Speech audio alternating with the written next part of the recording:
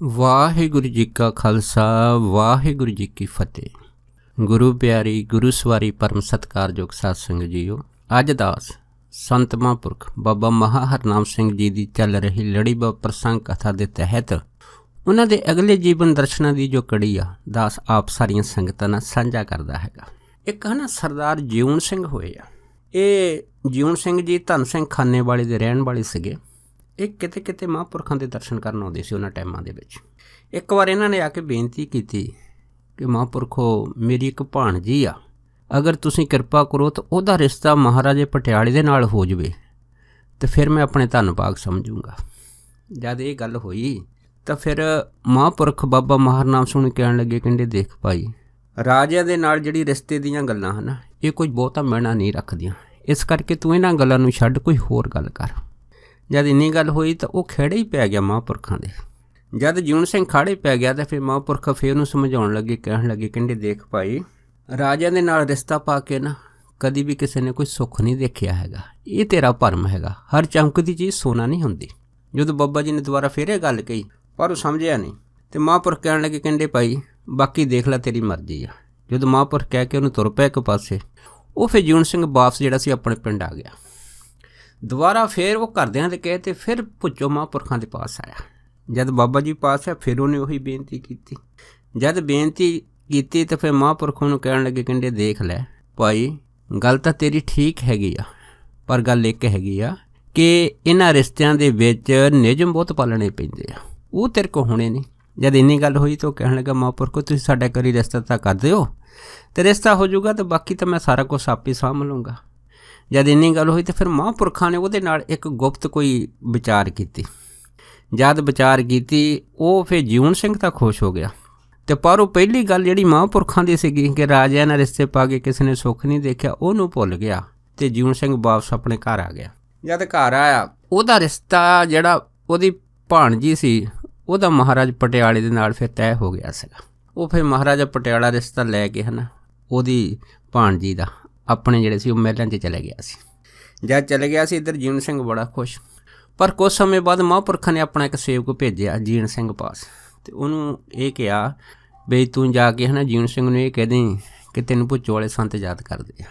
ਜਦੋਂ ਜਿਉਣ ਸਿੰਘ ਦੇ ਪਾਸ ਉਹ ਸੇਵਕ ਸੁਨੇਹਾ ਲੈ ਕੇ ਗਿਆ ਅਤੇ ਜਿਉਣ ਸਿੰਘ ਦੇ ਜਿਹੜੇ ਸੀ ਮਨ ਦੇ ਵਿੱਚ ਇਹ ਸੁਨੇਹਾ ਸੁਣ ਕੇ ਕੰਬਣੀ ਜਿਹੀ ਛਿੜ ਗਈ ਕਿ ਮੈਂ ਮਹਾਂਪੁਰਖਾਂ ਦੇ ਨਾਲ ਬਚਨ ਕੀਤਾ ਸੀਗਾ, ਸੋ ਹੁਣ ਬਚਨ ਤਾਂ ਮੇਰੇ ਤੋਂ ਪੂਰਾ ਨਹੀਂ ਹੋਣਾ। ਇਸ ਕਰਕੇ ਉਹਨੇ ਹੈ ਨਾ ਸੇਵਕ ਦੇ ਮੂਹਰੇ ਟਾਲ ਮਟੋਲੇ ਕਰਨੇ ਸ਼ੁਰੂ ਕਰ ਦਿੱਤੇ ਅਤੇ ਇੱਥੋਂ ਤੱਕ ਕਹਿਤਾ ਕਿ ਹਜੇ ਮੇਰੇ ਪਾਸ ਟਾਈਮ ਨਹੀਂ, ਜਦੋਂ ਟਾਈਮ ਹੋਊਗਾ ਨਾ ਫਿਰ ਮੈਂ ਆਊਂਗਾ। ਉਹ ਤੋਂ ਬਾਅਦ ਕਾਫੀ ਚਿਰ ਜਿਉਣ ਸਿੰਘ ਮਹਾਂਪੁਰਖਾਂ ਦੇ ਪਾਸ ਨਹੀਂ ਆਇਆ। ਮਹਾਂਪੁਰਖਾਂ ਨੇ ਫਿਰ ਆਪਣਾ ਸੇਵਕ ਭੇਜਿਆ। ਜਦ ਸੇਵਕ ਭੇਜਿਆ, ਸੇਵਕ ਨੇ ਫਿਰ ਸੁਨੇਹਾ ਦਿੱਤਾ। ਜਦ ਸੁਨੇਹਾ ਦਿੱਤਾ ਅਤੇ ਜਿਉਣ ਸਿੰਘ ਜਿਹੜਾ ਸੀ ਉਹ ਸੇਵਕ ਨੂੰ ਕਹਿਣ ਲੱਗਾ, ਕਹਿੰਦਾ ਭਾਈ ਮੈਂ ਤਾਂ ਆਪਣੀ ਭਾਣਜੀ ਵਿਆਹੁਣੀ ਸੀ, ਭਾਣਜੀ ਵਿਆਹਤੀ ਆ, ਗੱਲ ਮੁੱਕ ਗਈ ਆ, ਬਸ ਹੁਣ ਤਾਂ ਮੈਂ ਕੋਈ ਗੱਲ ਨਹੀਂ ਕਰਨੀ ਅੱਗੇ। ਜਦ ਇੰਨੀ ਗੱਲ ਹੋਈ ਉਹ ਸੇਵਕ ਫਿਰ ਵਾਪਸ ਮੁੜਿਆ। ਉਹਨਾਂ ਨੇ ਮਹਾਂਪੁਰਖਾਂ ਨੂੰ ਫਿਰ ਦੱਸਿਆ। ਜਦ ਮਹਾਂਪੁਰਖਾਂ ਨੂੰ ਦੱਸਿਆ ਤਾਂ ਮਹਾਂਪੁਰਖਾਂ ਨੇ ਫਿਰ ਕੁਛ ਚਿਰ ਬਾਅਦ ਸੇਵਕ ਫਿਰ ਤੀਜੀ ਵਾਰ ਫਿਰ ਭੇਜਿਆ। ਕਹਿੰਦੇ ਉਹਨੂੰ ਕਿਹਾ ਵੀ ਸਾਡੀ ਗੱਲ ਜ਼ਰੂਰ ਸੁਣ ਕੇ ਜਾਵੇ। ਜਦ ਇੰਨੀ ਗੱਲ ਹੋਈ ਸੇਵਕ ਫਿਰ ਜਿਉਣ ਸਿੰਘ ਦੇ ਪਾਸ ਗਿਆ। ਜਦ ਤੀਜੀ ਵਾਰ ਸੁਨੇਹਾ ਦਿੱਤਾ ਅਤੇ ਜਿਉਣ ਸਿੰਘ ਜਿਹੜਾ ਸੀਗਾ ਉਹ ਬੜਾ ਖਿੱਝ ਗਿਆ ਅਤੇ ਸੇਵਕ ਨੂੰ ਉੱਚੀ ਦੇਣੇ ਬੋਲਿਆ, ਕਹਿੰਦਾ ਵੀ ਭਾਈ ਜੇ ਅਗਰ ਮੈਂ ਉੱਥੇ ਨਾ ਜਾਊਂਗਾ ਤੇਰਾ ਸਾਧ ਕਹਿੰਦੇ ਫਿਰ ਸਾਨੂੰ ਕੀ ਕਰ ਲਊਗਾ। ਜਦ ਜਿਉਣ ਸਿੰਘ ਨੇ ਕੌੜੇ ਬਚਨ ਬੋਲੇ ਸੀ, ਉਹ ਸੇਵਕ ਨੇ ਆ ਕੇ ਮਹਾਂਪੁਰਖ ਨੂੰ ਇਸ ਤਰ੍ਹਾਂ ਹੀ ਦੱਸ ਦਿੱਤੇ। ਜਦ ਦੱਸ ਦਿੱਤੇ ਇੱਧਰੋਂ ਬਾਬਾ ਜੀ ਰੂਪ 'ਚ ਆ ਗਏ। ਰੂਪ 'ਚ ਆ ਕੇ ਆਪਣੇ ਸੇਵਕ ਨੂੰ ਕਹਿਣ ਲੱਗੇ, ਭਾਈ ਇਸ ਤਰ੍ਹਾਂ ਕਰ, ਆ ਲੈ 100 ਰੁਪਈਆ, ਉੱਤੇ ਆ 5 ਰੁਪਈਏ ਹੋਰ, ਇਹ 105 ਰੁਪਈਏ ਜਿਉਣ ਸਿੰਘ ਦੇ ਘਰ ਲੈ ਕੇ ਸਵੇਰੇ ਚਲਾ ਜਾਈਂ ਅਤੇ ਹਜੇ ਜਦੋਂ ਉਹਦੇ ਚੁੱਲ੍ਹੇ ਦੇ ਵਿੱਚ ਅਜੇ ਅੱਗ ਨਹੀਂ ਬਲਦੀ ਨਾ, ਚੁੱਲ੍ਹੇ 'ਤੇ ਰੱਖ ਕੇ ਆ ਜਾਈਂ। ਅਤੇ ਕਹਿੰਦੇ ਕੋਈ ਵੀ ਪੁੱਛੇ ਤੈਂ ਕੋਈ ਗੱਲ ਨਹੀਂ ਕਰਨੀ। ਜਦ ਇੰਨੀ ਗੱਲ ਹੋਈ ਤਾਂ ਸੇਵਕ ਨੇ 7 ਬਚਨ ਗਿਆ, 105 ਰੁਪਈਏ ਲੈ ਕੇ ਉਹ ਜਿਉਣ ਸਿੰਘ ਦੇ ਘਰ ਚਲੇ ਗਏ। ਜਦ ਸੇਵਕ ਘਰ ਗਿਆ, ਉਹਨੇ ਚੁੱਲ੍ਹੇ 'ਤੇ ਰੱਖ ਕੇ ਜਦ ਰੁਪਈਏ ਮੋੜਨ ਲੱਗਾ, ਉਹ ਘਰ ਦੇ ਜਿਹੜੇ ਸੀਗੇ ਜਿਉਣ ਸਿੰਘ ਦੇ ਉਹਨੂੰ ਪੁੱਛਣ ਲੱਗੇ ਵੀ 105 ਰੁਪਈਏ ਕਾਹਦੇ ਆ। ਪਰ ਉਹ ਸੇਵਕ ਨੇ ਕੁਛ ਨਹੀਂ ਦੱਸਿਆ, ਇੰਨਾ ਦੱਸਿਆ ਕਿ ਮੈਨੂੰ ਭੁੱਚੋ ਵਾਲੇ ਮਹਾਂਪੁਰਖਾਂ ਨੇ ਭੇਜਿਆ ਸੀਗਾ। ਇਹ ਕਹਿ ਕੇ ਸੇਵਕ ਵਾਪਸ ਭੁੱਚੋ ਮਹਾਂਪੁਰਖਾਂ ਦੇ ਪਾਸ ਆ ਗਿਆ। ਜਦ ਮਹਾਂਪੁਰਖਾਂ ਦੇ ਪਾਸ ਆਇਆ ਤਾਂ ਉਸ ਟਾਈਮ ਹੈ ਨਾ ਮਹਾਂਪੁਰਖਾਂ ਦੇ ਪਾਸ ਕਾਫੀ ਸੰਗਤ ਬੈਠੀ ਸੀ। ਜਦੋਂ ਸੰਗਤ ਬੈਠੀ ਸੀ ਅਤੇ ਇਸ ਸੰਗਤ ਦੇ ਵਿੱਚ ਮਹਾਂਪੁਰਖਾਂ ਨੇ ਜੋ ਬਚਨ ਸੰਗਤ ਨੂੰ ਉਸ ਟਾਈਮ ਕਹੇ ਸੀ, ਉਹਦੇ ਵਿੱਚ ਹੁਣ ਮਹਾਂਪੁਰਖਾਂ ਨੇ ਗੱਲ ਕਹੀ ਸੀ, ਕਹਿੰਦੇ ਭਾਈ ਜਿੰਦਾ ਰੋਵੇਗੀ ਸਿਰ ਦੇ ਬਾਲ ਖੋਵੇਗੀ। ਇਹ ਜਦ ਬਚਨ ਕੀਤੇ ਸੀ ਅਤੇ ਸੇਵਕ ਦੇ ਕੰਨੀ ਪੈ ਗਿਆ। ਉਹਨੇ ਆ ਕੇ ਫਿਰ ਮਹਾਂਪੁਰਖਾਂ ਨੂੰ ਦੱਸਿਆ ਕਿ ਮੈਂ ਜੋ ਤੁਸੀਂ ਕਿਹਾ ਸੀਗਾ 105 ਰੁਪਏ ਮੈਂ ਰੱਖੇ ਆ। ਜਦ ਇੰਨੀ ਗੱਲ ਕੀ ਤਾਂ ਬਾਬਾ ਜੀ ਕਹਿਣ ਲੱਗੇ ਚੱਲ ਸ਼ੁੱਧ ਹੈ, ਇਹ ਕਹਿ ਕੇ ਹੈ ਨਾ ਉਹ ਸੇਵਕ ਤਾਂ ਫਿਰ ਚਲੇ ਗਿਆ। ਪਰ ਉਸ ਤੋਂ ਬਾਅਦ ਇਸ ਜੂਨ ਸਿੰਘ ਦੀ ਜਿਹੜੀ ਭਾਣਜੀ ਸੀਗੀ ਉਹ ਫਿਰ ਉੱਥੇ ਸੁਖੀ ਨਹੀਂ ਰਹਿ ਸਕੀ। ਸੋ ਇਸ ਤਰ੍ਹਾਂ ਇੱਕ ਨਾ ਮਹਾਂਪੁਰਖਾਂ ਦਾ ਸੇਵਕ ਭਾਈ ਸੋਹਣ ਸਿੰਘ ਹੋਇਆ, ਜਿਹੜਾ ਪੁਰਾਣਾ ਮਿੱਤਰ ਸੀ ਮਹਾਂਪੁਰਖਾਂ ਦਾ। ਇਹ ਮਹਾਂਪੁਰਖਾਂ ਦੇ ਨਾਲ ਬੜਾ ਪ੍ਰੇਮ ਕਰਦਾ ਹੁੰਦਾ ਸੀ। ਅਤੇ ਇਹਨੂੰ ਹੈ ਨਾ ਖਾਸ ਕਰਕੇ ਜਿਹੜੇ ਇਲਾਕੇ ਦੇ ਲੋਕ ਸੀ ਬਾਬਾ ਸੋਹਣ ਸਿੰਘ ਕਹਿੰਦੇ ਹੁੰਦੇ ਸੀ।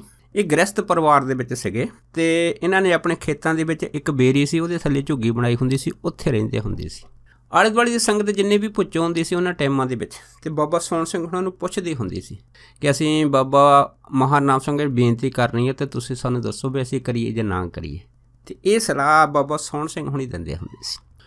ਸੋ ਜਦ ਬਾਬਾ ਸੋਹਣ ਸਿੰਘ ਹੁਣ ਇੱਕ ਵਾਰੀ ਕਾਫੀ ਬਿਮਾਰ ਹੋ ਗਏ ਅਤੇ ਉਹਨਾਂ ਨੇ ਆਪਣੇ ਘਰਦਿਆਂ ਨੂੰ ਕਿਹਾ ਵੀ ਇਸ ਤਰ੍ਹਾਂ ਕਰੋ, ਮੈਨੂੰ ਭੁੱਚੋ ਲੈ ਚਲੋ ਅਤੇ ਮੈਂ ਹੈ ਨਾ ਆਖਰੀ ਵਾਰ ਮਹਾਂਪੁਰਖਾਂ ਦੇ ਦਰਸ਼ਨ ਕਰ ਲਵਾਂ। ਜਦ ਉਹਨੇ ਇਹ ਗੱਲ ਆਪਣੇ ਪਰਿਵਾਰ ਨੂੰ ਕਹੀ ਅਤੇ ਪਰਿਵਾਰ ਵਾਲੇ ਬਾਬਾ ਸੋਹਣ ਸਿੰਘ ਦੀ ਮੰਜੀ ਲੈ ਕੇ ਨਾ ਭੁੱਚੋ ਪਹੁੰਚ ਗਏ। ਭੁੱਚੋ ਪਹੁੰਚ ਗਏ ਅਤੇ ਉੱਥੇ ਬਾਹਰ ਇੱਕ ਜੰਡ ਦਾ ਦਰੱਖਤ ਸੀ, ਉਹਦੇ ਥੱਲੇ ਮੰਜੀ ਰੱਖ ਦਿੱਤੀ। ਆਪ ਪਰਿਵਾਰ ਸੰਤ ਮਹਾਂਪੁਰਖ ਬਾਬਾ ਮਹਾਨਾਮ ਸਿੰਘ ਦੇ ਪਾਸ ਬੇਨਤੀ ਕਰਨ ਪਹੁੰਚ ਗਿਆ। ਜਦ ਬੇਨਤੀ ਕਰਨ ਪਹੁੰਚਿਆ ਅਤੇ ਫਿਰ ਪਰਿਵਾਰ ਨੇ ਦੱਸਿਆ ਕਿ ਅਸੀਂ ਹੈ ਨਾ ਬਾਬਾ ਸੋਹਣ ਸਿੰਘ ਦੇ ਪਰਿਵਾਰ ਵਾਲੇ ਹਾਂ ਅਤੇ ਉਹਨਾਂ ਨੂੰ ਲੈ ਕੇ ਆਏ, ਉਹ ਆਪ ਜੀ ਦੇ ਦਰਸ਼ਨ ਮੰਗਦੇ ਆ।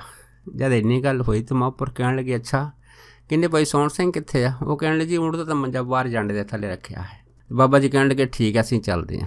ਦੇਖੋ ਮਹਾਂਪੁਰਖ ਉੱਠ ਕੇ ਬਾਬਾ ਮਾਹਰਨਾਮ ਸੁਣੀ ਬਾਬਾ ਸੋਹਣ ਸਿੰਘ ਹੁਣਾਂ ਦੇ ਪਾਸ ਮੰਜੇ ਕੋਲ ਆ ਗਏ। ਜਦ ਕੋਲ ਆਏ ਤਾਂ ਹਜੇ ਦੂਰੋਂ ਹੀ ਦੇਖ ਕੇ ਬਾਬਾ ਮਹਾਨਾਮ ਸਿੰਘ ਬਾਬਾ ਸੋਹਣ ਸਿੰਘ ਨੂੰ ਕਹਿਣ ਲੱਗੇ, ਕਹਿੰਦੇ ਭਾਈ ਅਜੇ ਨਹੀਂ ਤੂੰ ਮਰਦਾ, ਅਜੇ ਤੇਰੀ ਉਮਰ 12 ਸਾਲ ਹੋਰ ਪਈ ਆ। ਜਦ ਇੰਨੀ ਗੱਲ ਹੋਈ ਸਾਰੇ ਦੇਖ ਕੇ ਬੜੇ ਹੈਰਾਨ ਹੋਏ ਅਤੇ ਬਾਬਾ ਸੋਹਣ ਸਿੰਘ ਹੁਣ ਇਹ ਵੀ ਸੁਣ ਕੇ ਜਿਹੜੇ ਸੀਗੇ ਆਪਣੇ ਮੰਜੇ ਤੋਂ ਖੜ੍ਹ ਗਏ। ਅਤੇ ਜਦ ਮੰਜੇ ਤੋਂ ਖੜ੍ਹ ਕੇ ਅਤੇ ਦੋਨਾਂ ਮਹਾਂਪੁਰਖਾਂ ਦੀ ਜਦ ਮਿਲਣੀ ਹੋਈ ਆ ਅਤੇ ਫਿਰ ਬਾਬਾ ਮਹਾਨਾਮ ਸਿੰਘ ਨੇ ਬਾਬਾ ਸੋਹਣ ਸਿੰਘ ਨੂੰ ਕਿਹਾ ਸੀਗਾ ਕਿ ਅਸੀਂ ਪਹਿਲਾਂ ਸੱਚਖੰਡ ਜਾਵਾਂਗੇ, ਤੁਸੀਂ ਆਪਣਾ ਸਰੀਰ ਨਾ ਸਾਡੇ ਤੋਂ ਬਾਅਦ ਦੇ ਵਿੱਚ ਛੱਡੋਗੇ। ਇਹ ਬਚਨ ਜਿਹੜਾ ਸੀਗਾ ਬਾਬਾ ਮਹਾਨਾਮ ਸਿੰਘ ਨੇ ਬਾਬਾ ਸੋਹਣ ਸਿੰਘ ਹੁਣਾਂ ਨਾਲ ਕੀਤਾ ਸੀਗਾ। ਇਸ ਤਰ੍ਹਾਂ ਦੋ ਸਕੇ ਭਰਾ ਹੋਏ ਆ, ਇੱਕ ਭਰਾ ਭਾਈ ਖੁਸ਼ਹਾਲ ਸਿੰਘ ਅਤੇ ਇੱਕ ਸਰੈਣ ਸਿੰਘ ਸੀਗੇ। ਹੁਣ ਜਿਹੜੇ ਸੀ ਇਹ ਦੋਨੇ ਵਿਆਹੇ ਹੋਏ ਸੀ, ਪਰ ਸਰੈਣ ਸਿੰਘ ਦੇ ਉਹਨਾਂ ਟਾਈਮਾਂ ਦੇ ਵਿੱਚ ਲੜਕੀਆਂ ਸੀ, ਲੜਕਾ ਕੋਈ ਨਹੀਂ ਸੀ। ਇਸ ਕਰਕੇ ਲੜਕੇ ਦੇ ਲੋਭ ਲਾਲਚ ਕਰਕੇ ਇਹਨੇ ਦੂਸਰਾ ਵਿਆਹ ਕਰਾ ਲਿਆ। ਜਦ ਭਾਈ ਸਰੈਣ ਸਿੰਘ ਹੁਣਾਂ ਨੇ ਦੂਸਰਾ ਵਿਆਹ ਕੀਤਾ, ਦੂਸਰੇ ਵਿਆਹ ਦੇ ਵਿੱਚ ਵੀ ਫਿਰ ਲੜਕੀਆਂ ਹੋਈਆਂ, ਲੜਕਾ ਕੋਈ ਨਹੀਂ ਹੋਇਆ। ਕਿਉਂਕਿ ਭਾਈ ਸਰੈਣ ਸਿੰਘ ਹੁਣੀ ਇਹ ਮਹਾਂਪੁਰਖ ਬਾਬਾ ਆਨੰਦ ਸਿੰਘ ਹੁਣਾਂ ਦੇ ਸੇਵਕ ਰਹੇ, ਕਿਸੇ ਟਾਈਮ ਦੇ ਵਿੱਚ ਇਹਨਾਂ ਨੇ ਸੇਵਾ ਕੀਤੀ। ਇਹ ਭਾਈ ਸਰੈਣ ਸਿੰਘ ਹੁਣੀ ਨਾਨਕਸਰ ਕਲੇਰੀ ਬਾਬਾ ਆਨੰਦ ਸਿੰਘ ਹੁਣਾਂ ਦੇ ਪਾਸ ਪਹੁੰਚੇ। ਜਦ ਪਹੁੰਚੇ ਇਹਨਾਂ ਨੇ ਲੜਕੇ ਵਾਸਤੇ ਬਾਬਾ ਆਨੰਦ ਸਿੰਘ ਹੁਣਾਂ ਦੇ ਚਰਨਾਂ 'ਚ ਬੇਨਤੀ ਕੀਤੀ। ਜਦ ਬੇਨਤੀ ਕੀਤੀ ਤਾਂ ਬਾਬਾ ਆਨੰਦ ਸਿੰਘ ਹੁਣੀ ਕਹਿਣ ਲੱਗੇ ਵੀ ਜਦੋਂ ਅਸੀਂ ਪੁੱਛੋ ਜਾਵਾਂਗੇ ਹੈ ਨਾ, ਉੱਥੇ ਤੇਰੀ ਬੇਨਤੀ ਦੀ ਜਿਹੜੀ ਅਰਜੀ ਆ ਉਹ ਬਾਬਾ ਮਹਾਹਰਨਾਮ ਸਿੰਘ ਦੇ ਦਫ਼ਤਰ 'ਚ ਲਾਵਾਂਗੇ। ਇਸ ਕਰਕੇ ਜਦੋਂ ਅਸੀਂ ਜਾਵਾਂਗੇ ਤੂੰ ਸਾਡੇ ਨਾਲ ਚਲੇ ਜਾਈਂ। ਦੇਖੋ ਜਦੋਂ ਸਮਾਂ ਬਣਿਆ ਅਤੇ ਇੱਕ ਵਾਰ ਮਾਝੇ ਦੀ ਸੰਗਤ ਆਈ ਅਤੇ ਇਸ ਸੰਗਤ ਦੇ ਨਾਲ ਜਦੋਂ ਬਾਬਾ ਆਨੰਦ ਸਿੰਘ ਹੁਣੀ ਭੁੱਚੋ ਮਹਾਂਪੁਰਖਾਂ ਦੇ ਦਰਸ਼ਨ ਕਰਨ ਗਏ ਸੀ ਅਤੇ ਨਾਲ ਭਾਈ ਸੋਹਣ ਸਿੰਘ ਹੁਣੀ ਗਏ ਸੀ। ਜਦ ਗਏ ਸੀ ਤਾਂ ਉੱਥੇ ਫਿਰ ਬਾਬਾ ਆਨੰਦ ਸਿੰਘ ਹੁਣਾਂ ਨੇ ਭਾਈ ਸੋਹਣ ਸਿੰਘ ਹੁਣਾਂ ਦੀ ਜਿਹੜੀ ਸਿਫਾਰਿਸ਼ ਸੀ ਉਹ ਬਾਬਾ ਮਹਾਨਾਮ ਸਿੰਘ ਦੇ ਚਰਨਾਂ 'ਚ ਕੀਤੀ। ਜਦ ਲੜਕੇ ਵਾਸਤੇ ਸਿਫਾਰਿਸ਼ ਕੀਤੀ ਤਾਂ ਬਾਬਾ ਮਹਾਨਾਮ ਸਿੰਘ ਬਾਬਾ ਆਨੰਦ ਸਿੰਘ ਨੂੰ ਕਹਿਣ ਲੱਗੇ ਵੀ ਤੁਹਾਨੂੰ ਇਹ ਸਿਫਾਰਿਸ਼ ਕਰਨ ਦੀ ਕੀ ਲੋੜ ਸੀ ਸਾਡੇ ਪਾਸ ਆਉਣ ਦੀ? ਤੁਹਾਡੇ ਪਾਸ ਹੀ ਸਭ ਕੁਛ ਵਾ, ਤੁਸੀਂ ਹੁਣ ਜੋ ਵੀ ਕਰਨਾ ਆਪ ਖੁਦ ਕਰ ਲਿਆ ਕਰੋ, ਤੁਹਾਨੂੰ ਸਾਡੇ ਪਾਸ ਆਉਣ ਦੀ ਇੰਨੀ ਖੇਚਲ ਕਰਨ ਦੀ ਕੀ ਲੋੜ ਸੀ? ਜਦ ਇੰਨੀ ਗੱਲ ਹੋਈ ਤਾਂ ਫਿਰ ਬਾਬਾ ਆਨੰਦ ਸਿੰਘ ਕਹਿਣ ਲੱਗੇ, ਕਹਿੰਦੇ ਮਹਾਂਪੁਰਖੋ ਤੁਸੀਂ ਤਾਂ ਸਾਡੇ ਤੋਂ ਬਹੁਤ ਵੱਡੇ ਆ ਅਤੇ ਨਾਲੇ ਤੁਸੀਂ ਸਾਡੇ ਪੂਜਨੀਕ ਵਾ। ਜਦ ਇਸ ਤਰ੍ਹਾਂ ਦੇ ਆਦਰਨੀਕ ਵਚਨ ਬਾਬਾ ਆਨੰਦ ਸਿੰਘ ਨੇ ਕੀਤੇ ਅਤੇ ਫਿਰ ਬਾਬਾ ਮਹਾਨਾਮ ਸਿੰਘ ਨੇ ਬਾਬਾ ਆਨੰਦ ਸਿੰਘ ਨੂੰ ਪੁੱਛਿਆ, ਕਹਿੰਦੇ ਅੱਛਾ ਚਲੋ ਫਿਰ ਕਹਿੰਦੇ ਇਹ ਦੱਸੋ ਵੀ ਉਹ ਕੌਣ ਬੰਦਾ ਹੈਗਾ? ਜਦ ਇੰਨੀ ਗੱਲ ਹੋਈ ਹੈ ਤਾਂ ਫਿਰ ਬਾਬਾ ਆਨੰਦ ਸਿੰਘ ਨੇ ਭਾਈ ਸੋਹਣ ਸਿੰਘ ਨੂੰ ਅੱਗੇ ਕਰਕੇ ਜੀ ਦੱਸਿਆ ਵੀ ਇਹ ਭਾਈ ਸੋਹਣ ਸਿੰਘ ਵਾ। ਅਤੇ ਫਿਰ ਬਾਬਾ ਮਹਾਨਾਮ ਸਿੰਘ ਕਹਿਣ ਲੱਗੇ ਅੱਛਾ, ਕਹਿੰਦੇ ਬਈ ਇਹ ਤੁਹਾਡਾ ਕਦੋਂ ਦਾ ਸੇਵਕ ਆ? ਫਿਰ ਬਾਬਾ ਆਨੰਦ ਸਿੰਘ ਨੇ ਦੱਸਿਆ ਸੀਗਾ ਕਿ ਜਦੋਂ ਅਸੀਂ ਇਹਨਾਂ ਦੇ ਇਲਾਕੇ 'ਚ ਕਿਸੇ ਟਾਈਮ ਬੰਦਗੀ ਕਰਦੇ ਹੁੰਦੇ ਸੀ ਇਹਨਾਂ ਨੇ ਸਾਡੀ ਸੇਵਾ ਕੀਤੀ ਆ, ਤੁਸੀਂ ਇਹਨਾਂ 'ਤੇ ਕਿਰਪਾ ਕਰ ਦਿਓ। ਜਦ ਇਸ ਤਰ੍ਹਾਂ ਦੀ ਗੱਲ ਕੀਤੀ ਤਾਂ ਫਿਰ ਬਾਬਾ ਮਹਾਨਾਮ ਸਿੰਘ ਕਹਿਣ ਲੱਗੇ, ਕਹਿੰਦੇ ਭਾਈ ਸੋਹਣ ਸਿੰਘ ਨੂੰ ਕਹਿੰਦੇ ਵੀ ਦੇਖੋ ਰਿਸ਼ੀ ਜੀ ਤੁਹਾਡੀ ਸਿਫਾਰਿਸ਼ ਕਰਦੇ ਆ ਅਤੇ ਇਹਨਾਂ ਦੀ ਗੱਲ ਤਾਂ ਹੁਣ ਸਾਨੂੰ ਮੰਨਣੀ ਪੈਣੀ ਆ। ਅਤੇ ਬਾਕੀ ਰਹੀ ਤੁਹਾਡੇ ਲੜਕੇ ਦੀ ਖਾਸ ਗੱਲ, ਅਤੇ ਕਹਿੰਦੇ ਲੜਕਾ ਤਾਂ ਤੁਹਾਨੂੰ ਅਸੀਂ ਦਰਗਾਹੋਂ ਲਿਆ ਕੇ ਦੇਵਾਂਗੇ, ਪਰ ਉਹਦੇ ਵਾਸਤੇ ਤੁਹਾਨੂੰ ਜੋ ਸਾਡਾ ਨਿਯਮ ਕਾਨੂੰਨ ਉਹ ਮੰਨਣਾ ਪਊਗਾ। ਜਦ ਇੰਨੀ ਗੱਲ ਹੋਈ ਤਾਂ ਫਿਰ ਭਾਈ ਸੋਹਣ ਸਿੰਘ ਨੇ ਹੱਥ ਜੋੜ ਕੇ ਖੜ੍ਹ ਗਏ, ਕਹਿਣ ਲੱਗੇ ਹਾਂ ਮਹਾਂਪੁਰਖੋ ਹੁਕਮ ਕਰੋ। ਅਤੇ ਫਿਰ ਬਾਬਾ ਮਹਾਨਾਮ ਸਿੰਘ ਕਹਿਣ ਲੱਗੇ, ਕਹਿੰਦੇ ਭਾਈ ਦੇਖ ਤੈਨੂੰ ਤਾਂ ਤੇਰੀ ਘਰ ਵਾਲੀ ਨੂੰ 1 ਸਾਲ ਸਾਡੇ ਪਾਸ ਰਹਿਣਾ ਪਊਗਾ, ਅਗਰ ਤੁਹਾਨੂੰ ਇਹ ਨਿਯਮ ਕਾਨੂੰਨ ਮਨਜ਼ੂਰ ਹੈਗਾ ਤਾਂ ਤੁਸੀਂ ਸਾਡੇ ਪਾਸ ਰਹੋ। 1 ਸਾਲ ਦੇ ਬਾਅਦ ਇਹ ਬੱਚਾ ਇੱਥੇ ਹੀ ਹੋ ਕੇ ਤੁਹਾਡੇ ਪਾਸ ਅਸੀਂ ਤੁਹਾਡੇ ਘਰ ਭੇਜ ਦਿਆਂਗੇ। ਜਦ ਇਹ ਵਚਨ ਬਾਬਾ ਮਾਰਨਾ ਸਾਹਮਣਾ ਨੇ ਕੀਤਾ, 1 ਸਾਲ ਦਾ ਨਾਂ ਸੁਣ ਕੇ ਭਾਈ ਸੋਹਣ ਸਿੰਘ ਚੁੱਪ ਕਰ ਗਿਆ। ਚੁੱਪ ਕਰਨ ਤੋਂ ਬਾਅਦ ਉਹਨੇ ਆਪਣੀ ਫਿਰ ਮਜਬੂਰੀ ਹੈ ਨਾ ਬਾਬਾ ਮਾਹਰਨਾਮ ਸੋਹਣਾ ਦੱਸੀ ਕਿ ਮੈਂ 1 ਸਾਲ ਤਾਂ ਨਹੀਂ ਰੁਕ ਸਕਦਾ ਹੈਗਾ ਅਤੇ ਮੇਰੀ ਘਰ ਦੇ ਵਿੱਚ ਆਹ ਮਜਬੂਰੀ ਆ। ਅਤੇ ਬਾਬਾ ਮਾਹਰਨਾਮ ਸੋਹਣੀ ਕਹਿਣ ਲੱਗੇ ਚੱਲ ਠੀਕ ਆ, ਅਗਰ ਤੇਰੀ ਕੋਈ ਜ਼ਿਆਦਾ ਹੀ ਮਜਬੂਰੀ ਆ ਤਾਂ ਤੂੰ ਇਸ ਤਰ੍ਹਾਂ ਕਰ, ਕੋਈ ਆਪਣਾ ਜਾਮਣੀ ਭੇਜ ਦੇ। ਉਹ ਜਾਮਣੀ ਭੇਜੀ ਜਿਹੜਾ 1 ਸਾਲ ਸਾਡੇ ਵਾਸਤੇ ਰੁਕੇ। ਅਸੀਂ ਉਸ ਜਾਮਣੀ ਨੂੰ ਜੋ ਨਿਯਮ ਦੇਵਾਂਗੇ ਹੈ ਨਾ ਉਹਦਾ ਉਹਨੂੰ ਪਾਲਣ ਕਰਨਾ ਪਊਗਾ। ਪਰ ਹਾਂ ਅਗਰ ਉਹ ਨਿਯਮ ਦੇ ਵਿੱਚ ਕੋਤਾਹੀ ਕਰੇਗਾ ਨਾ ਤਾਂ ਫਿਰ ਕਹਿੰਦੇ ਜ਼ਿੰਮੇਵਾਰੀ ਤੇਰੀ ਹੋਊਗੀ। ਜਦ ਬਾਬਾ ਮਾਰਨਾਮ ਸਿੰਘ ਨੇ ਭਾਈ ਸੋਹਣ ਸਿੰਘ ਨੂੰ ਇਹ ਵਚਨ ਕੀਤੇ ਤਾਂ ਫਿਰ ਭਾਈ ਸੋਹਣ ਸਿੰਘ ਕਹਿਣ ਲੱਗੇ ਚਲੋ ਠੀਕ ਹੈ ਜੀ। ਫਿਰ ਉਹਨੇ ਦੱਸਿਆ ਕਿ ਮੇਰੇ ਇੱਕ ਮਾਮਾ ਹੈਗੇ ਆ, ਉਹਨਾਂ ਦਾ ਮੇਰਾ ਨਾਲ ਕਾਫੀ ਪਿਆਰ ਹੈ, ਮੈਂ ਉਹਨਾਂ ਨੂੰ ਕਹੂੰਗਾ। ਦੇਖੋ ਭਾਈ ਸੋਹਣ ਸਿੰਘ ਹੁਣਾਂ ਨੇ ਆਪਣੇ ਮਾਮਾ ਨੂੰ ਭੁੱਚੋ ਭੇਜ ਦਿੱਤਾ। ਜਦ ਇਹਨਾਂ ਦਾ ਮਾਮਾ ਜੀ ਜਿਹੜੇ ਭੁੱਚੋ ਮਹਾਂਪੁਰਖਾਂ ਦੇ ਪਾਸ ਪਹੁੰਚਾ ਅਤੇ ਫਿਰ ਮਹਾਂਪੁਰਖਾਂ ਨੇ ਉਹਦੇ ਮਾਮੇ ਨੂੰ ਇਹ ਹਦਾਇਤ ਕੀਤੀ, ਕਹਿੰਦੇ ਦੇਖ ਤੂੰ 1 ਸਾਲ ਕਿਸੇ ਮੰਜੇ 'ਤੇ ਸੌਣਾ ਤਾਂ ਕੀ ਆ, ਤੈਂ ਬੈਠਣਾ ਵੀ ਨਹੀਂ ਗਾ। ਪਹਿਲਾ ਤਾਂ ਕਹਿੰਦੇ ਬਚਨ ਇਹ ਆ। ਦੂਸਰਾ ਇਹ ਹੈ ਕਿ ਤੈਂ ਇਸ ਟਿੱਲੇ ਤੋਂ ਬਾਹਰ ਕਿਤੇ ਨਹੀਂ ਜਾਣਾ, ਜੋ ਸੇਵਾ ਕਰਨੀ ਆ ਇਹਦੇ ਅੰਦਰ ਹੀ ਕਰਨੀ ਆ, ਬਾਹਰ ਕਿਤੇ ਨਹੀਂ ਜਾਣਾ ਹੈਗਾ। ਜਦ ਇਹ ਜਿਹੜੇ ਬਚਨ ਸੀ ਮਹਾਂਪੁਰਖਾਂ ਨੇ ਕੀਤੇ ਅਤੇ ਉਸ ਟਾਈਮ ਤਾਂ ਇਹਦਾ ਮਾਮਾ ਚੁੱਪ ਰਿਹਾ। ਚੁੱਪ ਰਹਿਣ ਤੋਂ ਬਾਅਦ ਕੁਛ ਟਾਈਮ ਤਾਂ ਇਹ ਜਿਹੜਾ ਸੀ ਟਿੱਲੇ ਦੇ ਵਿੱਚ ਰੁਕਿਆ ਰਿਹਾ। ਪਰ ਜਿਵੇਂ ਆਪਾਂ ਜਾਣਦੇ ਹਾਂ ਕਿ ਵਾਰੇ ਸ਼ਾਹ ਨਾਲ ਆਦਤਾਂ ਜਾਂਦੀਆਂ ਨੇ, ਭਾਵੇਂ ਕੱਟੀਏ ਪੂਰੀਆਂ ਜੀ। ਸੋ ਇੱਕ ਦਿਨ ਇਹਦਾ ਮਾਮਾ ਜਿਹੜਾ ਸੀਗਾ ਇਹ ਭੁੱਚੋ ਨਗਰ 'ਚ ਚਲੇ ਗਿਆ। ਜਾ ਕੇ ਉੱਥੇ ਕਿਸੇ ਦਾ ਮੰਜਾ ਸੀਗਾ, ਉੱਥੇ ਬੈਠ ਕੇ ਸੌਂ ਕੇ ਚੰਗੀ ਤਰ੍ਹਾਂ ਇਹ ਵਾਪਸ ਆ ਗਿਆ। ਜਦ ਵਾਪਸ ਆ ਗਿਆ ਕਿਸੇ ਪ੍ਰੇਮੀ ਨੇ ਮਹਾਂਪੁਰਖਾਂ ਨੂੰ ਦੱਸਿਆ, ਪਰ ਮਹਾਂਪੁਰਖ ਜਿਹੜੇ ਸੀ ਇਹ ਗੱਲ ਸੁਣ ਕੇ ਚੁੱਪ ਰਹੇ। ਉਸ ਤੋਂ ਬਾਅਦ ਜਦ ਵੀ ਇਹਦਾ ਮੌਕਾ ਮਿਲਣਾ ਇਹਨੇ ਪਿੰਡ ਚਲੇ ਜਾਣਾ, ਉੱਥੇ ਮੰਜੇ 'ਤੇ ਸੌਂ ਕੇ ਅਤੇ ਕੁਛ ਖਾ ਪੀ ਕੇ ਵੀ ਆ ਜਾਣਾ। ਜਦ ਖਾ ਪੀ ਕੇ ਆ ਜਾਣਾ ਤਾਂ ਇੱਕ ਦਿਨ ਮਹਾਂਪੁਰਖਾਂ ਨੇ ਇਹਦੇ ਮਾਮੇ ਨੂੰ ਇਹ ਤਾੜਨਾ ਕੀਤੀ, ਕਹਿੰਦੇ ਦੇਖ ਭਾਈ ਅਸੀਂ ਤੈਨੂੰ ਪਹਿਲਾਂ ਹੀ ਹਦਾਇਤ ਕੀਤੀ ਸੀਗੀ ਕਿ 1 ਸਾਲ ਵਾਸਤੇ ਤੈਂ ਇੱਥੋਂ ਕਿਤੇ ਨਹੀਂ ਜਾਣਾ, ਤੂੰ ਬਾਰ-ਬਾਰ ਨਗਰ ਦੇ ਵਿੱਚ ਜਾਂਦਾ ਅਤੇ ਸਾਨੂੰ ਇਹ ਵੀ ਪਤਾ ਲੱਗਦਾ ਕਿ ਤੂੰ ਮੰਜੇ 'ਤੇ ਸੌਂਦੇ ਅਤੇ ਉੱਥੋਂ ਖਾ ਪੀ ਕੇ ਵਾਪਸ ਫਿਰ ਸਾਡੇ ਪਾਸ ਆ ਜਾਂਦਾ ਹੈ। ਇਸ ਤਰ੍ਹਾਂ ਕਹਿੰਦੇ ਇਹ ਗੱਲ ਤੈਨੂੰ ਸੋਭਦੀ ਨਹੀਂ। ਜਦ ਮਹਾਂਪੁਰਖਾਂ ਨੇ ਪਹਿਲੀ ਵਾਰ ਤਾੜਨਾ ਕੀਤੀ ਪਰ ਇਹ ਹਟਿਆ ਨਹੀਂ, ਇਹ ਬਾਰ-ਬਾਰ ਉਹੀ ਕੰਮ ਕਰਦਾ ਰਿਹਾ। ਅਤੇ ਇੱਕ ਦਿਨ ਫਿਰ ਮਹਾਂਪੁਰਖਾਂ ਨੂੰ ਸਖਤੀ ਦੇ ਨਾਲ ਇਹ ਵੀ ਆਖਿਆ, ਕਹਿੰਦੇ ਦੇਖ ਭਾਈ ਮਹਾਂਪੁਰਖ ਬਾਬਾ ਨਾਨਸੋ ਰਿਸ਼ੀ ਜੀ ਉਹਨਾਂ ਨੇ ਤੇਰੀ ਸਿਫਾਰਿਸ਼ ਸਾਡੇ ਨਾਲ ਕੀਤੀ ਆ ਅਤੇ ਤੂੰ ਇਹ ਕੰਮ ਛੱਡ ਦੇ। ਅਸੀਂ ਉਹਨਾਂ ਦੇ ਕਰਕੇ ਤੈਨੂੰ ਥੋੜ੍ਹੀ ਖੁੱਲ੍ਹ ਦੇ ਰੱਖੀ ਆ, ਪਰ ਅੱਗੇ ਤੂੰ ਕੋਈ ਕੰਮ ਕਰੇਂਗਾ ਨਾ ਇਹੋ ਜਿਹਾ ਅਤੇ ਫਿਰ ਭਾਈ ਦੇਖ ਲੈ ਆਪਣਾ ਬੋਰੀ ਬਿਸਤਰਾ ਤੇਰਾ ਇੱਥੋਂ ਚੁਕਾ ਦਿਆਂਗੇ। ਜਦ ਮਹਾਂਪੁਰਖ ਨੇ ਥੋੜ੍ਹੀ ਸਖਤ ਤਾੜਨਾ ਕੀਤੀ ਸੀ, ਫਿਰ ਇਹਦਾ ਮਾਮਾ ਜਿਹੜਾ ਸੀ ਕੁਛ ਟਾਈਮ ਤਾਂ ਫਿਰ ਚੁੱਪ ਰਿਹਾ। ਪਰ ਇੱਕ ਵਾਰ ਦੱਸਦੇ ਜਾ ਕਿ ਉੱਥੇ ਕੋਈ ਬਰਾਤ ਆਈ ਸੀ, ਇਹ ਬਰਾਤ ਦੇ ਲਾਲਚ ਵਿੱਚ ਉੱਥੇ ਚਲੇ ਗਿਆ। 4-5 ਦਿਨ ਉੱਥੇ ਰਿਹਾ ਅਤੇ ਉੱਥੇ ਖਾ ਪੀ ਕੇ ਉੱਥੇ ਲੰਮਾ ਪਿਆ ਰਿਹਾ। ਪਰ ਜਦ ਇਹਦੀ ਪਿਣਕ ਜਿਹੜੀ ਸੀ ਸੇਵਾਦਾਰਾਂ ਨੇ ਬਾਬਾ ਜੀ ਨੂੰ ਦਿੱਤੀ ਅਤੇ ਮਹਾਂਪੁਰਖਾਂ ਨੇ ਫਿਰ ਆਪਣੇ ਸੇਵਕਾਂ ਨੂੰ ਕਹਿ ਤਾ, ਕਹਿੰਦੇ ਜਾ ਕੇ ਉਹਨੂੰ ਕਹਿ ਦਿਓ ਕਿ ਅੱਜ ਤੋਂ ਬਾਅਦ ਤਾਂ ਟਿੱਲੇ 'ਤੇ ਨਹੀਂ ਆਉਣਾ, ਅਗਰ ਆਊਂਗਾ ਤਾਂ ਅਸੀਂ ਤੈਨੂੰ ਪੱਥਰ ਮਾਰ ਕੇ ਭਜਾ ਦਿਆਂਗੇ। ਉਸ ਤੋਂ ਬਾਅਦ ਫਿਰ ਇਹਦਾ ਮਾਮਾ ਜਿਹੜਾ ਸੀ ਮੁੜ ਕੇ ਮਹਾਂਪੁਰਖਾਂ ਦੇ ਪਾਸ ਨਹੀਂ ਆਇਆ। ਜਦ ਨਹੀਂ ਆਇਆ ਇੱਧਰੋਂ ਸਾਲ ਬਾਅਦ ਭਾਈ ਸੋਹਣ ਸਿੰਘ ਹੁਣਾਂ ਦੇ ਲੜਕਾ ਨਹੀਂ ਹੋਇਆ, ਲੜਕੀ ਹੋਈ। ਜਦ ਲੜਕੀ ਹੋਈ ਤਾਂ ਫਿਰ ਇਸ ਨੂੰ ਬੜਾ ਜਿਹੜਾ ਸੀਗਾ ਮਨ ਦੇ ਵਿੱਚ ਅਫਸੋਸ ਹੋਇਆ। ਜਦ ਅਫਸੋਸ ਹੋਇਆ ਅਤੇ ਪਰ ਫਿਰ ਇਹਨੂੰ ਇਹ ਵੀ ਪਤਾ ਲੱਗ ਗਿਆ ਸੀਗਾ ਕਿ ਮੇਰੇ ਮਾਮੇ ਨੇ ਜੋ ਨਿੱਜ ਮਹਾਂਪੁਰਖਾਂ ਦੇ ਸੀਗੇ ਉਹ ਨਹੀਂ ਮੰਨੇ ਉਹਨਾਂ ਟਾਈਮਾਂ ਦੇ ਵਿੱਚ। ਜਦ ਮਰਜ਼ਾਦਾ ਨਹੀਂ ਮੰਨੀ ਤਾਂ ਫਿਰ ਇਹ ਚੁੱਪ ਕਰ ਰਿਹਾ। ਫਿਰ ਸਮਾਂ ਪਾ ਕੇ ਫਿਰ ਭਾਈ ਸੋਹਣ ਸਿੰਘ ਬਾਬਾ ਨਾਨਸੋ ਹੁਣਾਂ ਦੇ ਪਾਸ ਨਾਨਕਸਰ ਕਲੇਰੀ ਪਹੁੰਚਿਆ। ਜਦ ਉੱਥੇ ਪਹੁੰਚਿਆ ਉੱਥੇ ਜਾ ਕੇ ਇਹਨਾਂ ਨੇ ਫਿਰ ਬਾਬਾ ਨਾਨਸੋ ਦੇ ਚਰਨਾਂ 'ਚ ਬੇਨਤੀ ਕੀਤੀ। ਜਦ ਬੇਨਤੀ ਕੀਤੀ ਤਾਂ ਬਾਬਾ ਜੀ ਨੇ ਇਹਨੂੰ ਕਿਹਾ ਵੀ ਭਾਈ ਉਹ ਮੌਕਾ ਸੀਗਾ, ਅਗਰ ਤੂੰ ਸਾਂਭ ਲੈਂਦਾ 1 ਸਾਲ ਦੀ ਗੱਲ ਸੀ, ਤੁਸੀਂ ਦੋਨੇ ਤੀਵੀਂ ਆਦਮੀ ਮਹਾਂਪੁਰਖਾਂ ਦੇ ਚਰਨਾਂ 'ਚ ਸੇਵਾ ਕਰਦੇ, ਨਾਲੇ ਸੇਵਾ ਦਾ ਲਾਹਾ ਲੈਂਦੇ ਅਤੇ ਨਾਲੇ ਮਹਾਂਪੁਰਖਾਂ ਦੀ ਖੁਸ਼ੀ ਪ੍ਰਾਪਤ ਕਰਦੇ ਅਤੇ ਨਾਲੇ ਜਿਹੜਾ ਤੁਹਾਡਾ ਵਚਨ ਸੀ, ਤੁਹਾਡੀ ਮੰਗ ਸੀ, ਉਹ ਤਾਂ ਤੁਹਾਡੀ ਉੱਥੇ ਪੂਰੀ ਹੋ ਜਾਣੀ ਸੀ। ਪਰ ਹੁਣ ਸਮਾਂ ਨਿਕਲ ਚੁੱਕਾ ਹੈਗਾ। ਪਰ ਇਹਦੇ ਵਾਰ-ਵਾਰ ਬੇਨਤੀਆਂ ਕਰਨ 'ਤੇ ਫਿਰ ਬਾਬਾ ਨਾਨਸੋ ਨੇ ਇੱਕ ਵਾਰੀ ਕਹਿ ਦਿੱਤਾ, ਕਹਿੰਦੇ ਭਾਈ ਦੇਖ ਲੈ ਤੂੰ ਇਸ ਤਰ੍ਹਾਂ ਕਰ ਲਾ, ਘਰ ਦੇ ਵਿੱਚ ਸ੍ਰੀ ਅਖੰਡ ਪਾਠ ਸਾਹਿਬ ਦਾ ਪਾਠ ਕਰਾ ਦੇ, ਕਰਾ ਕੇ ਅਰਦਾਸੀਏ ਸਿੰਘ ਤੋਂ ਅਰਦਾਸ ਕਰਾ ਦੇ, ਹੋ ਸਕਦਾ ਮਾਲਕ ਤੇਰੀ ਪੂਰੀ ਸੁਣ ਲਵੇ। ਜਦ ਮਹਾਂਪੁਰਖਾਂ ਨੇ ਇਹ ਵਚਨ ਕੀਤਾ ਤਾਂ ਫਿਰ ਭਾਈ ਸੋਹਣ ਸਿੰਘ ਜਿਹੜੇ ਸੀ ਉਹ ਮਨ ਹੀ ਮਨ ਖੁਸ਼ ਹੋ ਗਏ। ਪਰ ਮਹਾਂਪੁਰਖਾਂ ਨੇ ਇੱਕ ਗੱਲ ਕਹਿ ਦਿੱਤੀ, ਕਹਿੰਦੇ ਦੇਖੀ ਕਿਤੇ ਉਹੀ ਗੱਲ ਨਾ ਹੋਵੇ ਜਿਵੇਂ ਭੁੱਚੋ ਤੇਰੇ ਮਾਮੇ ਨੇ ਕੀਤਾ ਉਸ ਤਰ੍ਹਾਂ ਤੂੰ ਕੋਈ ਗਲਤੀ ਕਰ ਲਵੇਂ। ਪਰ ਦੇਖੋ ਭਾਈ ਸੋਹਣ ਸਿੰਘ ਘਰ ਚਲੇ ਗਿਆ। ਇਹਨੇ ਘਰ ਜਾ ਕੇ ਅਖੰਡ ਪਾਠ ਸਾਹਿਬ ਰੱਖਿਆ। ਅਖੰਡ ਪਾਠ ਸਾਹਿਬ ਰੱਖਿਆ, ਅਰਦਾਸੀ ਸਿੰਘ ਤੋਂ ਅਰਦਾਸ ਲੜਕੇ ਦੀ ਕਰਾਈ, ਕਿਰਪਾ ਹੋਈ, ਸਾਲ ਬਾਅਦ ਇਹਦੇ ਲੜਕਾ ਹੋਇਆ। जब लड़का होया तो देखो लड़के की खुशी इन्नी हुई कि काफ़ी ढेर बाद लड़कियां तो बाद लड़का होया, जो रिश्तेदार सज्जन मित्र ये आए आ। बस फिर की सी, महापुरखों का बचन तो जिहड़ा सी इनू भुल गया तो घर दे विच शराब मास के दौर चल पे। जद शराब मास के दौर चले तो 7-8 दिन इस तरह जिहड़ी सी वो घर दे विच लोकां दी आउणी जाणी बनी रही। तो 7-8 दिन तो बाद वो लड़का जिहड़ा सीगा फिर अकाल चलाना कर गया। जद सोहण सिंह का बच्चा अकाल चलाना कर गया, बस फिर की सी, फिर सारी खुशी गमी च बदल गई। उस तो बाद फिर भाई सोहण सिंह दोबारा फिर नानकसर बाबा नानक सोहण के चरनां च आया। जद आया तो उन्हें सारा बरतांत बाबा जी ने दस्या।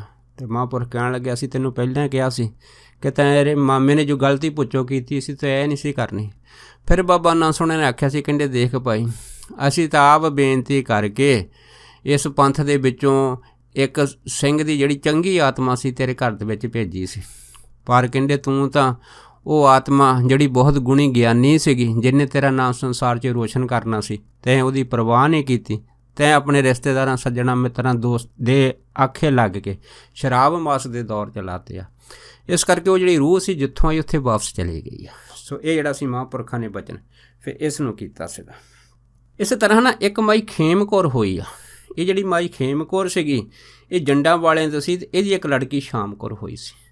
ਦੱਸਦੇ ਆ ਕਿ ਕੋਈ ਸਮਾਂ ਸੀਗਾ ਮਾਈ ਖੇਮ ਕੌਰ ਦਾ ਸਹੁਰਾ ਇੱਕ ਮਾਲਾ ਸਿੰਘ ਹੋਇਆ। ਉਹ ਪਹਿਲਾਂ ਮਹਾਂਪੁਰਖਾਂ ਦੀ ਸੇਵਾ ਕਰਦਾ ਹੁੰਦਾ ਸੀ।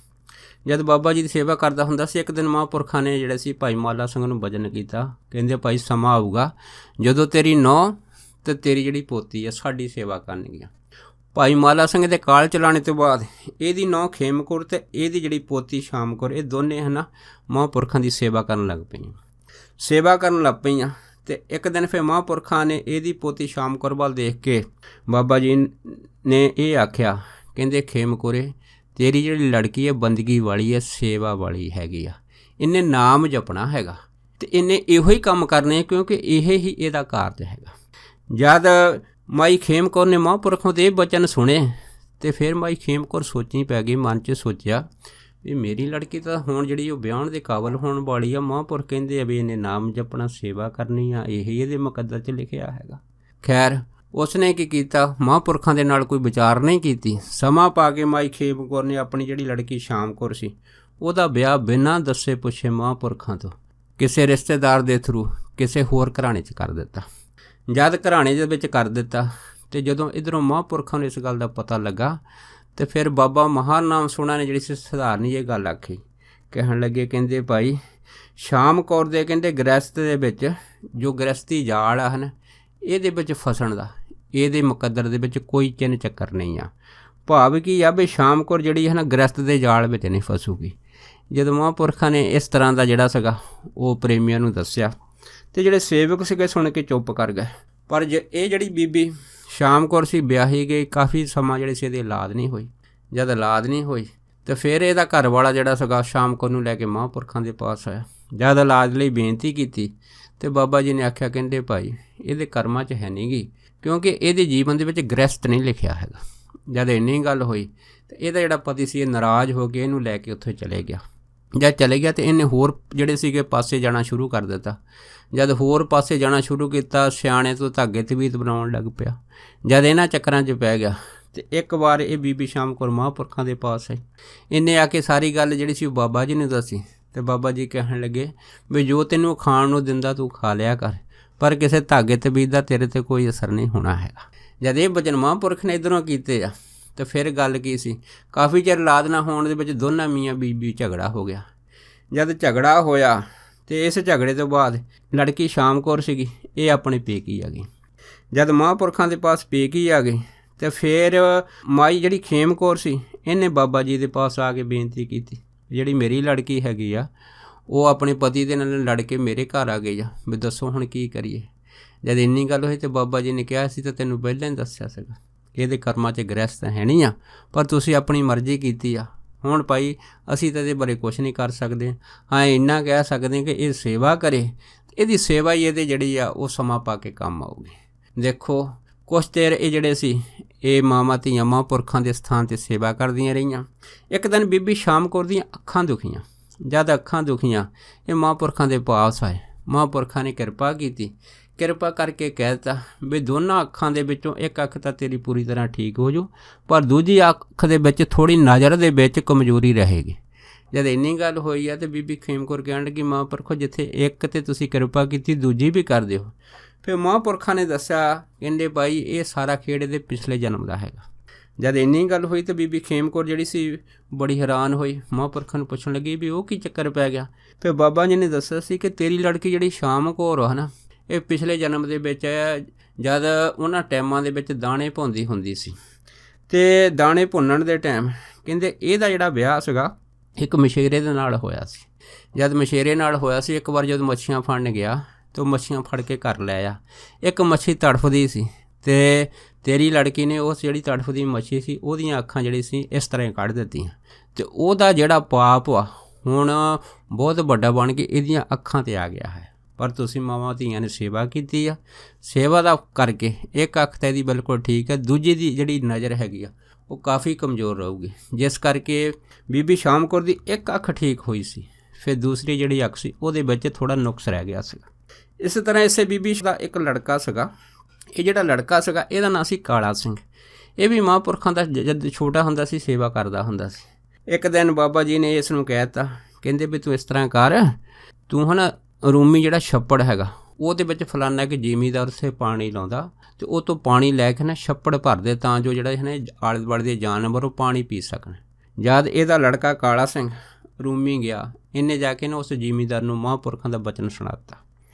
ਜਦ ਬਚਨ ਸੁਣਾਇਆ, ਉਹ ਜ਼ਿਮੀਂਦਾਰ ਜਿਹੜਾ ਸੀਗਾ ਛੋਟੇ ਲੜਕਾ ਦੇਖ ਕੇ ਕਹਿਣ ਲੱਗਾ ਵੀ ਹਜੇ ਤਾਂ ਮੈਂ ਆਪਣੇ ਵਾਰੀ ਦਾ ਜੋ ਟਾਈਮ ਹੈਗਾ ਪਾਣੀ ਦਾ ਉਹ ਲਾ ਰਿਹਾ ਹੈਗਾ, ਪਰ ਹਾਂ ਇਹ ਤੋਂ ਬਾਅਦ ਮੈਂ ਤੇਰਾ ਛੱਪੜ ਜ਼ਰੂਰ ਭਰ ਦਊਂਗਾ। ਇਹ ਕਹਿ ਕੇ ਕਾਲਾ ਸਿੰਘ ਸੀਗਾ, ਇਹ ਦੇਖਿਆ ਬਈ ਹਜੇ ਥੋੜ੍ਹਾ ਟਾਈਮ ਹੈਗਾ, ਉੱਥੇ ਇੱਕ ਬੋਹੜ ਸੀ ਉਹਦੇ ਥੱਲੇ ਜਾ ਕੇ ਬੈਠ ਗਿਆ, ਅਤੇ ਬੋਹੜ ਦੀ ਠੰਡੀ ਛਾਂ ਦੇ ਥੱਲੇ ਇਹਦੀ ਅੱਖ ਲੱਗ ਗਈ। ਜਦ ਅੱਖ ਲੱਗ ਗਈ ਤਾਂ ਉੱਧਰੋਂ ਜ਼ਿਮੀਂਦਾਰ ਨੇ ਜਦ ਆਪਣਾ ਖੇਤ ਦਾ ਪਾਣੀ ਪੂਰਾ ਕੀਤਾ, ਅਤੇ ਉਹ ਜਦ ਇਸ ਲੜਕੇ ਕੋਲ ਆਇਆ ਉਹਨੇ ਦੇਖਿਆ ਵੀ ਇਹ ਤਾਂ ਸੁੱਤਾ ਪਿਆ ਹੈ। ਹੁਣ ਜ਼ਿਮੀਂਦਾਰ ਦੇ ਮਨ ਦੇ ਵਿੱਚ ਲਾਲਚ ਆ ਵੀ ਚਲੋ ਇਹ ਤਾਂ ਸੁੱਤਾ ਪਿਆ, ਤੁਹਾਨੂੰ ਮੈਂ ਹੋਰ ਪਾਣੀ ਲਾ ਲੈਂਦਾ। ਹਜੇ ਜਦ ਉਹ ਹੋਰ ਪਾਣੀ ਲਾਉਣ ਹੀ ਗਿਆ ਅਤੇ ਇੱਧਰੋਂ ਬਾਬਾ ਜੀ ਨੇ ਇਸ ਲੜਕੇ ਕਾਲਾ ਸਿੰਘ ਨੂੰ ਆਵਾਜ਼ ਦਿੱਤੀ, ਕਹਿੰਦੇ ਭਾਈ ਉੱਠ, ਛੇਤੀ ਦੇਣੀ ਜਾ ਕੇ ਛੱਪੜ ਦਾ ਪਾਣੀ ਲਾ ਦੇ। ਜਦ ਇੰਨੀ ਗੱਲ ਹੋਈ ਤਾਂ ਕਾਲਾ ਸਿੰਘ ਤਬਕ ਕੇ ਉੱਠਿਆ। ਜਦ ਤਬਕ ਕੇ ਉੱਠਿਆ ਅਤੇ ਇਹਨੇ ਜਾ ਕੇ ਫਟਫਟ ਨੱਕਾ ਵੱਢ ਕੇ ਅਤੇ ਪਾਣੀ ਜਿਹੜਾ ਸੀ ਛੱਪੜ ਨੂੰ ਛੱਡ ਦਿੱਤਾ। ਜਦ ਛੱਪੜ ਨੂੰ ਛੱਡ ਦਿੱਤਾ ਤਾਂ ਜਦ ਛੱਪੜ ਭਰਿਆ, ਇਹ ਕਾਲਾ ਸਿੰਘ ਬੱਚਾ ਫਿਰ ਮੁੜ ਕੇ ਮਹਾਂਪੁਰਖਾਂ ਦੇ ਪਾਸ ਆ ਗਿਆ। ਜਦ ਪਾਸ ਆ ਗਿਆ ਤਾਂ ਜਦ ਇਹਨੇ ਆ ਕੇ ਬਾਬਾ ਜੀ ਨੂੰ ਮੱਥਾ ਟੇਕਿਆ ਤਾਂ ਬਾਬਾ ਜੀ ਕਹਿਣ ਲੱਗੇ, ਕਹਿੰਦੇ ਭਾਈ ਅਗਰ ਤੂੰ ਸੌਂ ਜਾਂਦਾ ਤਾਂ ਅੱਜ ਛੱਪੜ ਸੁੱਕਾ ਰਹਿ ਜਾਣਾ ਸੀਗਾ, ਤੇਰੇ ਕਰਕੇ ਸਾਨੂੰ ਤੇਰੇ ਪਾਸ ਜਾਣਾ ਪਿਆ ਅਤੇ ਤੈਨੂੰ ਉਠਾਲ ਕੇ ਫਿਰ ਛੱਪੜ ਭਰਾਉਣਾ ਪਿਆ। ਇੱਕ ਵਾਰ ਕੀ ਹੋਇਆ ਕਿ ਜਦੋਂ ਮਹਾਂਪੁਰਖਾਂ ਦੇ ਪਾਸ ਇੱਕ ਭਾਈ ਕਪੂਰ ਸਿੰਘ ਹੋਏ ਗ੍ਰੰਥੀ ਸਿੰਘ, ਇਹ ਬਾਬਾ ਜੀ ਨੂੰ ਨਿਤਨੇਮ ਦੀਆਂ ਬਾਣੀਆਂ ਅਤੇ ਸ਼ਾਮ ਨੂੰ ਰਹਿਰਾਸ ਸਾਹਿਬ ਦਾ ਪਾਠ ਸੁਣਾਉਂਦੇ ਹੁੰਦੇ ਸੀ। ਇਹਨਾਂ ਦਾ ਜਿਹੜਾ ਪ੍ਰੇਮ ਸੀਗਾ ਕਾਲਾ ਸਿੰਘ ਦੇ ਨਾਲ ਜ਼ਿਆਦਾ ਸੀਗਾ। ਹੁਣ ਕਾਲਾ ਸਿੰਘ ਬੱਚਾ ਸੀਗਾ ਅਤੇ ਗ੍ਰੰਥੀ ਭਾਈ ਕਪੂਰ ਸਿੰਘ ਜਿਹੜੇ ਸੀਗੇ ਇਹ ਆਪਸ ਵਿੱਚ ਦੋਨੇ ਇਕੱਠੇ ਖੇਡਦੇ ਹੁੰਦੇ ਸੀ, ਕਈ ਵਾਰ ਇਕੱਠੇ ਖਾਂਦੇ ਪੀਂਦੇ ਹੁੰਦੇ ਸੀਗੇ। ਇਸ ਤਰ੍ਹਾਂ ਇਹਨਾਂ ਦਾ ਆਪਸ ਵਿੱਚ ਕਾਫੀ ਘੋਲ ਮੇਲ ਸੀਗਾ, ਜਦ ਕਾਫੀ ਪ੍ਰੇਮ ਸੀਗਾ। ਅਤੇ ਇੱਕ ਵਾਰੀ ਕਾਲਾ ਸਿੰਘ ਦੀ ਮਾਂ ਜਿਹੜੀ ਬੀਬੀ ਖੇਮ ਕੌਰ ਸੀ, ਉਹਨੇ ਬਾਬਾ ਜੀ ਨੂੰ ਕਹਿ ਦਿੱਤਾ, ਕਹਿਣ ਲੱਗੇ ਬਾਬਾ ਜੀ ਜਿਹੜਾ ਮੇਰਾ ਲੜਕਾ ਕਾਲਾ ਸਿੰਘ ਆ ਮੇਰੇ ਨਾਲ ਪਿਆਰ ਘੱਟ ਕਰਦਾ ਹੈਗਾ, ਕਪੂਰ ਸਿੰਘ ਨਾਲ ਜ਼ਿਆਦਾ ਕਰਦਾ।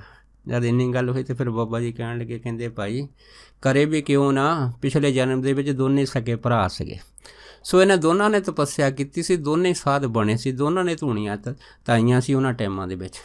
ਇਸ ਕਰਕੇ ਇਹ ਤਾਂ ਪਿਆਰ ਪਿਛਲਾ ਹੀ ਹੈ ਇਹਨਾਂ ਦਾ ਬਣਿਆ ਹੋਇਆ, ਅਤੇ ਇਹ ਜਿਹੜਾ ਪਿਛਲਾ ਪਿਆਰ ਆ ਇਹ ਹੁਣ ਵੀ ਇਸ ਤਰ੍ਹਾਂ ਕਰ ਰਿਹਾ। ਜਦ ਇਹ ਬਚਨ ਜਿਹੜੇ ਸੀਗੇ ਮਾਈ ਖੇਮ ਕੌਰ ਨੇ ਸੁਣਿਆ, ਫਿਰ ਉਹ ਜਿਹੜੀ ਸੀ ਚੁੱਪ ਕਰ ਗਈ ਸੀ। ਸੋ ਮਹਾਂਪੁਰਖ ਜਿਹੜੇ ਸੀ ਉਹਨਾਂ ਟਾਈਮਾਂ ਦੇ ਵਿੱਚ ਜਿੰਨੇ ਵੀ ਸੇਵਾਦਾਰ ਹੁੰਦੇ ਸੀ ਉਹਨਾਂ ਨੂੰ ਰੋਜ਼ ਦੀਆਂ ਰੋਜ਼ ਨਵੀਆਂ ਹਦਾਇਤਾਂ ਦਿੰਦੇ ਹੁੰਦੇ ਸੀ। ਇੱਥੋਂ ਤੱਕ ਮਹਾਂਪੁਰਖ ਸੇਵਾਦਾਰਾਂ ਨੂੰ ਕਹਿੰਦੇ ਸੀ ਕਿ ਭਾਈ ਤੈਂ ਪੂਰਬ ਦਿਸ਼ਾ 'ਚ ਨਹੀਂ ਜਾਣਾ, ਕਿਸੇ ਨੂੰ ਕਹਿੰਦੇ ਤੇ ਪੱਛਮ ਪਾਸੇ ਨਹੀਂ ਜਾਣਾ, ਕਿਸੇ ਨੂੰ ਉੱਤਰ, ਕਿਸੇ ਨੂੰ ਦੱਖਣ। ਇਸ ਤਰ੍ਹਾਂ ਕਈ ਵਾਰੀ ਦਿਸ਼ਾ ਵੀ ਜਿਹੜੀਆਂ ਉਹ ਮਹਾਂਪੁਰਖ ਬਦਲਾ ਦਿੰਦੇ ਹੁੰਦੇ ਸੀ ਉਹਨਾਂ ਟਾਈਮਾਂ 'ਚ। ਇੱਕ ਵਾਰੀ ਕੀ ਹੋਇਆ ਕਿ ਖੇਮ ਕੌਰ ਅਤੇ ਇਹਦੀ ਲੜਕੀ ਜਿਹੜੀ ਸ਼ਾਮ ਕੌਰ ਸੀ, ਬਾਬਾ ਜੀ ਨੇ ਉਹਨਾਂ ਨੂੰ ਇੱਕ ਦਿਨ ਦਿਸ਼ਾ ਇਹਨਾਂ ਦੀ ਬਦਲੀ, ਕਹਿਣ ਲੱਗੇ ਕਿ ਤੁਸੀਂ ਇਸ ਪਾਸੇ ਨਹੀਂ ਜਾਣਾ। ਜਦ ਇੰਨੀ ਗੱਲ ਹੋਈ ਅਤੇ ਇਹ ਜਿਹੜੀਆਂ ਦੋਨੇ ਮਾਵਾਂ ਧੀਆਂ ਸੀ ਦਿਸ਼ਾ ਮਹਾਂਪੁਰਖਾਂ ਦੀ ਭੁੱਲ ਗਈਆਂ। ਜਦ ਦਿਸ਼ਾ ਭੁੱਲ ਗਈਆਂ ਉਸ ਪਾਸੇ ਨੂੰ ਤੁਰ ਪਈਆਂ। ਜਦ ਤੁਰ ਪਈਆਂ ਮੁੜ ਕੇ ਵਾਪਸ ਨਹੀਂ ਆਇਆ। ਜਦ ਵਾਪਸ ਨਹੀਂ ਆਈਆਂ ਅਤੇ ਇੱਧਰੋਂ ਸੂਰਜ ਛਿਪਣ ਵਾਲਾ ਹੋ ਗਿਆ, ਅਤੇ ਸੇਵਾਦਾਰਾਂ ਨੇ ਬਾਬਾ ਜੀ ਨੂੰ ਦੱਸਿਆ ਕਿ ਮਾਈ ਖੇਮ ਕੌਰ ਅਤੇ ਉਹਦੀ ਲੜਕੀ ਸ਼ਾਮ ਕੌਰ ਮੁੜ ਕੇ ਵਾਪਸ ਨਹੀਂ ਆਈਆਂ। ਤੇ ਬਾਬਾ ਜੀ ਕਹਿਣ ਲੱਗੇ, ਕਹਿੰਦੇ ਭਾਈ ਟੋਲੋ ਕਿੱਧਰ ਗਈਆਂ? ਉਹ ਕਹਿਣ ਲੱਗੇ ਜੀ ਅਸੀਂ ਤਾਂ ਸਾਰੇ ਦੇਖ ਆਏ, ਸਾਨੂੰ ਕਿਤੇ ਨਜ਼ਰ ਨਹੀਂ ਆਈਆਂ। ਤੇ ਬਾਬਾ ਜੀ ਕਹਿਣ ਲੱਗੇ ਕਿ ਅੱਜ ਅਸੀਂ ਉਹਨਾਂ ਨੂੰ ਕਿਹਾ ਸੀਗਾ ਕਿ ਤੁਸੀਂ ਇਸ ਦਿਸ਼ਾ ਵੱਲ ਨਹੀਂ ਜਾਣਾ, ਲੱਗਦਾ ਉਸ ਦਿਸ਼ਾ ਵੱਲ ਗਈਆਂ ਹੋਣਗੀਆਂ, ਉੱਥੇ ਜਾ ਕੇ ਦੇਖੋ। ਜਦ ਸੇਵਾਦਾਰ ਉੱਧਰ ਗਏ ਤੇ ਇਹਨਾਂ ਨੇ ਕੀ ਦੇਖਿਆ, ਦੋਨੇ ਮਾਵਾਂ ਧੀਆਂ ਇੱਕ ਜਾੜ ਦੇ ਵਿੱਚ ਨੀਂਦ ਬੇਹੋਸ਼ੀ ਦੀ ਹਾਲਤ ਵਿੱਚ ਲੰਮੀਆਂ ਪਈਆਂ ਸੀ। ਜਦ ਉੱਥੇ ਪਈਆਂ ਸੀਗੀਆਂ ਤੇ ਸੇਵਾਦਾਰਾਂ ਨੇ ਉਹਨਾਂ ਨੂੰ ਚੱਕ ਕੇ ਇੱਥੇ ਮਹਾਂਪੁਰਖਾਂ ਦੇ ਪਾਸ ਲੈ ਆਂਦਾ।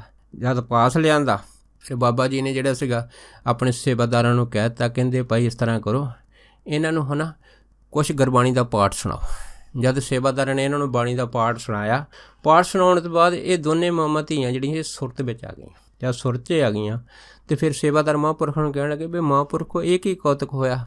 ਫਿਰ ਬਾਬਾ ਜੀ ਕਹਿਣ ਲੱਗੇ, ਕਹਿੰਦੇ ਭਾਈ ਅਸੀਂ ਇਸ ਕਰਕੇ ਕਹਿੰਦੇ ਸੀਗੇ ਕਿ ਤੁਸੀਂ ਇਸ ਪਾਸੇ ਨਾ ਜਾਓ, ਕਿਉਂਕਿ ਜਿਹੜੀਆਂ ਬਦਰੂਹਾਂ ਹਨ ਨਾ, ਉਹ ਬਦਰੂਹਾਂ ਸਮਾਂ ਪਾ ਕੇ ਸਾਡੇ ਸੇਵਕਾਂ ਨੂੰ ਤੰਗ ਕਰਨ ਵਾਸਤੇ ਅਸਥਾਨ ਮੱਲ ਕੇ ਬਹਿ ਜਾਂਦੀਆਂ।